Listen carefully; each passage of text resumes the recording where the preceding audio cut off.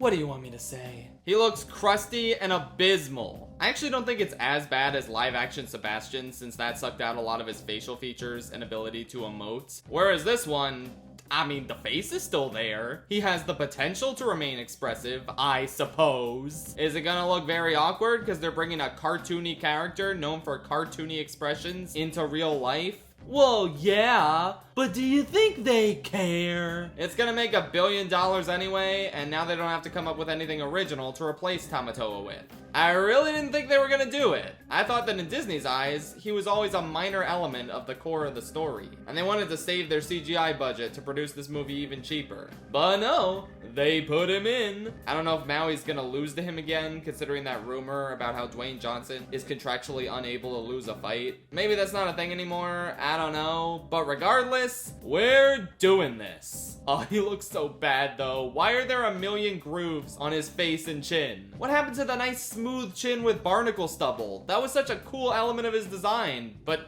I guess it's not realistic crab looking enough. So, bye-bye. And while I was proven wrong about Tamatoa being in the movie at all, let's not forget that there's always the potential for Shiny to be needlessly chopped up or removed entirely. Remember the Be Prepared debacle in The Lion King 2019? Shiny isn't nearly as beloved a song as Be Prepared, tragically. So there's always the potential for the song to not get treated particularly well. We'll see. I mean, Lin-Manuel Miranda is a producer on this movie, and the director is his longtime collaborator on his stage musicals, Thomas Kail. So it's possible he'll make sure they take great care to not butcher his songs. Then again, I don't really know how attached Lin is to Shiny. I actually met him last summer and told him I was the world's biggest fan of Shiny. He looked somewhat confused and said he doesn't get that very often. If there's a song to cut down, I mean, it probably has to be this one, right? I also wonder who's gonna voice Tamatoa. I mean, they could just get Jermaine Clement again. I don't really think anything's stopping them. Whatever, though. I think the more interesting thing to discuss, rather than speculate on the potential ways that can further butcher my crab guy, is to really get into the weeds of how bad the movie looks visually.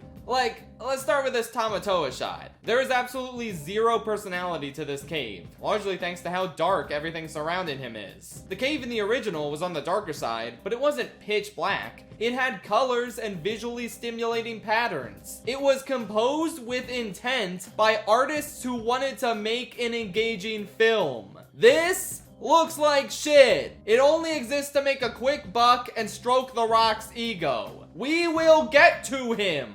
First, does anything in this trailer compare to the original visually? There are maybe a couple nice shots of water and some pretty sunsets, in between a bunch of shit that looks washed out and terrible. And all in service of a movie that appears to have absolutely nothing new to offer. Every single line in the trailer is lifted from the original with maybe a couple of minor tweaks. None of the performances look like they're doing anything the original film didn't already do, but better. The girl playing Moana seems pretty talented at least. I hope she has a nice career ahead of her. But there's no way this movie is gonna be her star-making turn, considering nobody's even gonna remember this movie in 10 years' time.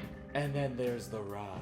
Wow, does he look bad in that wig as he delivers the exact same jokes from the original, but with worse timing. You're so old. Where's your wife? Go home to your family, dude. Part of the very limited, and I mean very limited, charm of the other live-action remakes is the fact that we get to see new actors take on these iconic roles, for better or worse. Ewan McGregor as Lumiere? Sure, why the hell not? It wasn't good, but it was fascinating to watch. Same with Will Smith as the genie. Obviously, nobody remembers anything he did in that role nowadays, but it made for a pleasantly amusing train wreck to witness at the time. Here, it's The Rock doing the exact same shtick we can already watch in a more visually interesting and artistic form. And the rest of the cast just sticking to the same script as their animated counterparts without any unique flair of their own. Even if they cast a really out there celebrity as this version of Tamatoa, I mean, that's just one 5-minute scene. Who really cares? Obviously, there's no reason for this film to exist. That's even more true than usual by the standards of these live-action shitmakes. And there is no reason for you to seek it out in theaters to watch it. I've never actually felt this way about a movie before, but genuinely, if you willingly see this in theaters of your own accord, I will think less of you as a person. If your kids really want to see it, or your friend really wants to drag you with,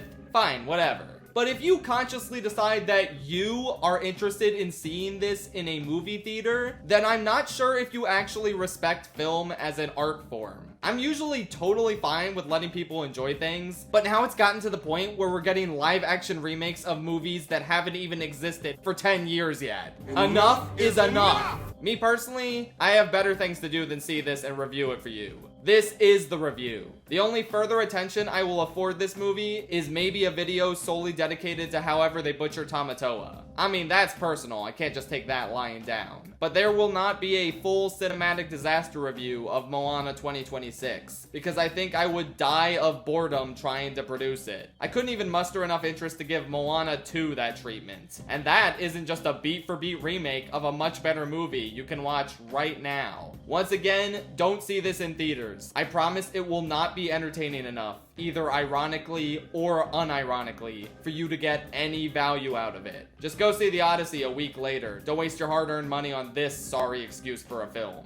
And if you want to support Polynesians in film, maybe seek out some actual Polynesian cinema that wasn't made by a soulless corporation. Please don't pay to see this garbage. You can just look up the Tamatoa scene online later. That's what I'm gonna do. Good night, Mata Nui.